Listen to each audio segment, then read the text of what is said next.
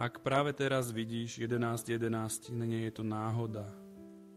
Je to božské posolstvo poslané, aby si ťa našlo presne v tejto chvíli. Vesmír a Boh ti chcú pripomenúť niečo nádherné. Si milovaný, vedený a chránený a mimoriadne požehnanie si k tebe hľadá cestu. Možno si čakal, modlil sa, dúfal v znamenie. A toto je ono. Božie posolstvo pre teba na dnes je jednoduché. Zostaň silný. Vydrž, lebo ťa požehnám spôsobmi, aké nečakáš. Prešiel si takú diaľku aj v dňoch, keď sa to zdalo nemožné.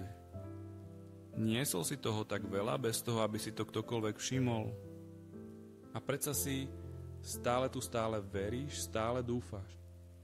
A za to sa ťa vesmír chystá odmeniť. Tvoj prelom sa už deje. Odklady, ktorým si čelil, ťa len pripravovali na niečo väčšie. Som pripravený na svoje božské požehnania.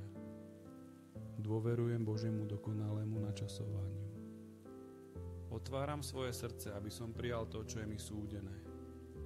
Ak toto posolstvo prehovára k tvojmu srdcu, príjmi ho teraz. Povedz to nahlas. Povedz, verím, prijímam, dôverujem.